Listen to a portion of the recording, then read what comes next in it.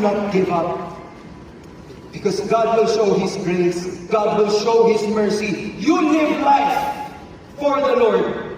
Even if people turn their backs on you, even if that relationship ends, even if people leave you left and right, do not give up on that life. The only person who has authority to get life and give life is God Himself.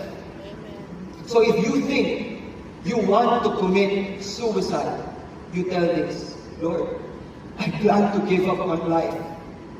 But I remember Jesus on the cross. He did not give up.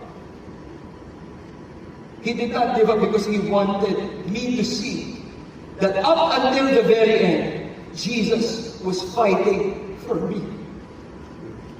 That is the hope that we have.